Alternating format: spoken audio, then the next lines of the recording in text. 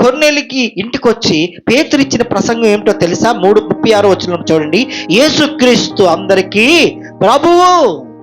యేసుక్రీస్తు అందరికీ ప్రభువు, కొందరికీ కాదు. యూదులని లేదు, గ్రీసు దేశస్థులు లేదు, ఎవ్వరూ లేదు, అందరికీ ఆయన ప్రభువు. కనుక ఆయన్ని మీరు నమ్ముకోవాలి. ఆయన చూడండి, మనుషులు సైనికులు ఆయన్ని సిలువ వేశారు, చంపేశారు.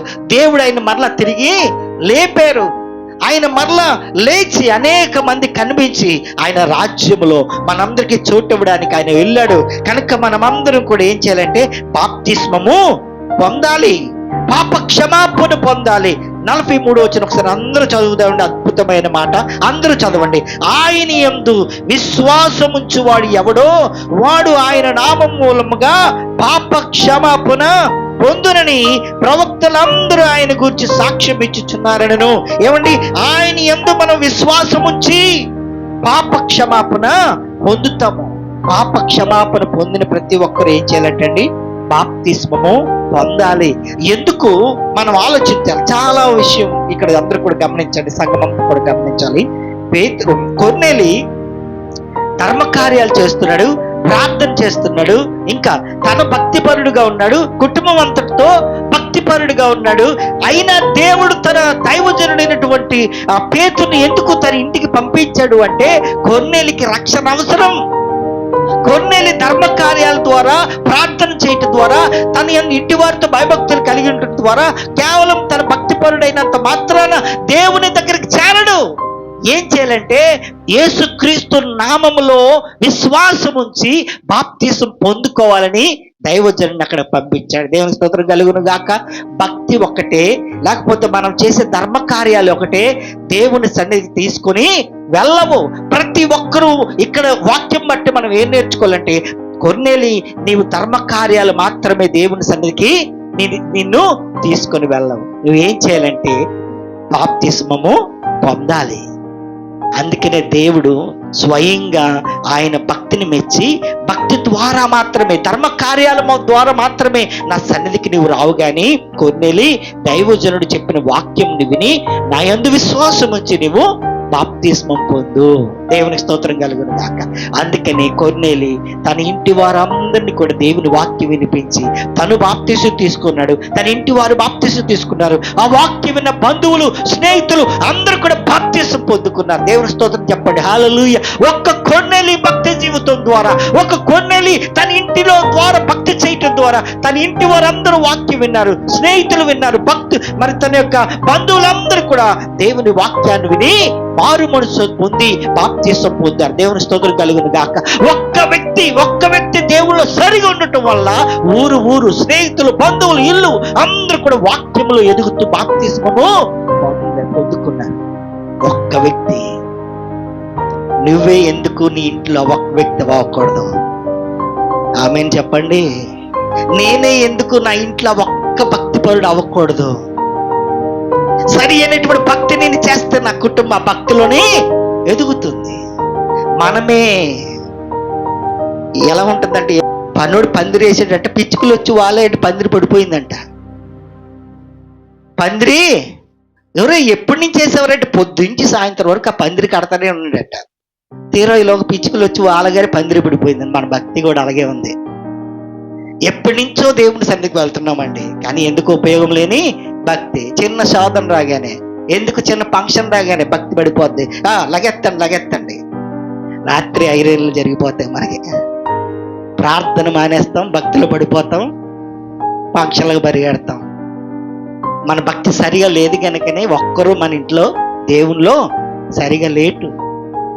దేవుని సంగమా, ఒక్క వ్యక్తి కొర్నేలి సవాలుగా నిలబడ్డాడు, రోషం కలిగిన వాడుగా నిలబడ్డాడు. కనుక తన ఇంటి వారందరూ వాక్యం వినడానికి అతనే కనుక సరిగా లేకుండా, ఆయన ఎప్పుడు వస్తాడండి, మీ పనులు చూసుకోండి రండి. ఇప్పుడు అలాగే కదండి, ఈ మధ్య కూడా అలాగే తయారయ్యారు. ఆయన ఎప్పుడో వస్తారు. దేవుని సంగమా, ఒక్క వ్యక్తి సరిగా ఉండటం వల్ల తన ఇంటి వారందరూ భక్తిలో ఎదిగారు. తన స్నేహితులు, తన బంధువులు రక్షణ పొందారు. దేవుని వాక్యంలో మనం చూస్తే ఏమండి, ఈ కొర్నేలి గృహము ప్రార్థనా గృహంగా ఉంది. ఈ కొర్నేలి గృహము ధర్మ కార్యాలు చేసే గృహముగా ఉంది. ఈ కొర్నేలి గృహము రక్షణ పొందే గృహముగా ఉంది. ఈ కొర్నేలి గృహము సువార్త అందించే గృహముగా ఉంది. ఈ కొర్నేలి గృహము అనేకులు వచ్చి విశ్వసించి బాప్తీసం పొందే గృహముగా ఉంది. ఈరోజు నీ గృహం ఎలా ఉంది? నా గృహం ఎలాగుంది? మనం గుర్తు పెట్టుకోవాలి. చెప్పండి. కొర్నేలి గృహము ప్రార్థన చెప్పాలి, ప్రార్థించే గృహంగా ఉంది. కొర్నేలి గృహము ధర్మ కార్యాలు చేసే గృహముగా ఉంది. కొర్నేలి గృహము అనేక మంది రక్షణ పొందుకోవడానికి గృహముగా ఉంది. సువార్త ప్రకటించే గృహంగా ఉంది. అనేక మంది బాప్తీసములు పొందుకునే గృహంగా. ఇంకొక మాటలో చెప్పాలంటే కొర్నేలి గృహము వాక్యం వినిపించే గృహముగా మార్చబడింది. మన గృహం ఏ వినిపిస్తుంది? మన ఇంట్లోంచి సాయంత్రం అయితే సీరియల్ వినిపిస్తున్నాయా? ఒక అమ్మ అంటే, బాబు పాస్టర్ గారు భలేగొచ్చారండి, ప్రార్థన చేయండి. ఆమె టీవీ ఆపదు, నన్ను ప్రార్థన చేయమంటది. నేను మళ్ళీ వస్తానమ్మా అంటే అర్థం అవ్వట్లేదు ఆవిడకి. మళ్ళీ వస్తానండి ఎందుకు అంటున్నాను? ఆ టీవీ ఆపితే కదా నేను ప్రార్థన చేయడానికి. ఇది అబద్ధం కాదు, నిజంగా జరిగింది. ఒక పక్క నుంచి ఏడిచేస్తుంది. నేను అనుకున్నా నా ఇంట్లో సమస్యలు ఏమను కాదు, ఆ టీవీని చూస్తానుంది, ఆ అత్త కోళ్ళు ఏదో అనుకుంటున్నారంట. ఆ గొడవలకి ఈవిడికి ఏడుపు వచ్చేస్తుంది, నన్ను ప్రార్థన చేయమంటుంది. విశ్వాసులు బలేటోళ్ళండి. పాస్టర్ గారు బాగా దొరుకుతారు కదండి విశ్వాసులకి. ఏమండి? టీవీ ఆపితే కదమ్మా ప్రార్థన చేస్తారండి. ఆవిడకి అది అర్థం అవ్వదు. సంఘము ఎలా ఉందంటే, పాస్టర్ గారు మీరు కూడా కాసేపు కూర్చోండి, మీకు ఇట్లే టైం పాస్ అవ్వదు కదా అన్నట్లు ఉన్నారు. టీవీ మీద కూర్చోండి. సంఘం ఎలాగుంటే మన కుటుంబాలు వర్తిల్లవు, మన కుటుంబాలు దీవించవు. అసలు ఆ టీవీ అమ్మేయండి. ఎందుకంటే నీ విశ్వాసాన్ని వృద్ధి చేయకుండా, నీ భక్తిని భక్తిలో ఎదగకుండా అది నిన్ను పాడు చేస్తుంది. ఆ సెల్ ఫోను నీ భక్తిలో ఎదగకుండా అది నిన్ను పాడు చేస్తుంది. నిన్ను భక్తిపరుడిగా ఎదగకుండా పాడు చేస్తుంది. ఈరోజు ఇంట్లో ఎంతమంది ఉంటే అంతమందికి సెల్లో. ఏమండి? ఈ మూలలో ఒకరు, ఆ మూలలో ఒకరు, ఆ ఇంట్లో ఒకరు, ఈ ఇంట్లో ఒకరు. ఏమంటే సిగ్నల్ రాక మేడ మీదకి. పేతురు మేడ మీద ఉండి ప్రార్థన చేసేటట్టే. అతను సెల్ ఫోన్ సిగ్నల్ కోసం వెతకలేదు. సెల్ ఫోన్ అక్కడ ఉంది కదా, ఎక్కడ ప్రార్థన చేస్తున్నాడటండి? ఎందుకు? దేవుని సిగ్నల్తో ఉన్నాడయ్యా. దేవుని స్తోత్రం కలుగును గాక. ఏమండి? మనం డిమార్ట్కి అక్కడికి ఇక్కడికి వెళ్తే హియర్ ఏంటది వైఫై ఈజ్ అవైలబుల్ అంట. అదేనమ్మా, నాకు డౌట్గా ఉంది. ఎందుకంటే మీకు సిగ్నల్ పంచకపోయిన పర్లేదు, నో ప్రాబ్లం, మా దగ్గర వైఫై ఉంది. ఈరోజు ఎక్కడికి వెళ్ళిన వైఫై. ఈ వైఫైలు కాదు మనకు కావాలి, ఆ గాడ్ కావాలి. దేవుని స్తోత్రం కలుగును గాక. ఆయనతో మనం కనెక్షన్ కలిగి ఉండాలి. కొర్నేలి భక్తి దేవుని దగ్గరికి చేరింది అంటే మామూలు విషయం కాదండి. ఎల్లప్పుడూ ప్రార్థన చేస్తున్నాడు, ఎల్లప్పుడూ దేవునితో భయభక్తులు కలిగి ఉన్నాడు, ఎల్లప్పుడూ తన కుటుంబం వారితో ప్రార్థన చేస్తూ దేవుళ్ళు ఎదుగుతూ ఉన్నాడు. ఈరోజు సంఘము మరలా మన సంఘము, నేను వేరే వారి గురించి చెప్పట్లేదు కానీ మన సంఘము ఇక్కడి నుంచైనా ఇలాగ మనము ఉండాలి. ఒక కొర్నేలి గృహంగా మన గృహము మార్చబడాలి. ఒక కొర్నేలి భక్తి జీవితం లాగా మన భక్తి జీవితం ఉండాలి. ఒక కొర్నేలి తన బిడ్డలు ఎలాగైతే కొర్నేలి మాట విన్నారో, ఇక్కడున్న బిడ్డలందరూ కూడా మీ తల్లిదండ్రుల మాట మీరు ఏం చేయాలి? మొన్నంట అమ్మని సెల్ ఫోన్ అడిగేటంట ఒక బాబు, ఇవ్వలేదని కర్త బాధ చంపేసి సెల్ ఫోన్ పట్టుకొని ఉన్నాడు. కొంతసేపు పోయిన తర్వాత లేపితే అమ్మ ఎక్కడుంటది? సెల్ ఫోన్ పిచ్చిలో పడి ఏం చేశాడండి?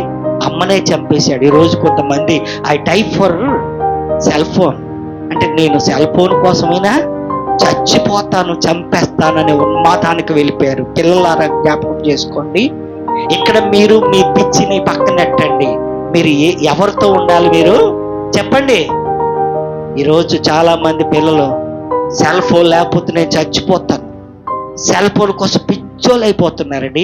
కొంతమంది పాపం అర్థం అవట్లేదు. డాక్టర్ గారు ఏమంటే మెడిసిన్ ఎక్కిస్తున్నా అడి ఇలగిలగిలగిలగా అంటున్నాడు, ఇలగిలగిలగా అంటున్నాడు. ఏంటి ఇలగిలగా అంటుంటే ఆడికి అలవాటు అయిపోయింది. పగలు రాత్రి మధ్యాహ్నం ఏం చేస్తున్నాడు? ఆడు గేమ్. పాపం డాక్టర్ గారికి ఆయన ఇంజక్షన్ ఇద్దామని పట్టుకున్న ఆడు ఇలగిలగిలగిలగిలగా అంటున్నాడు.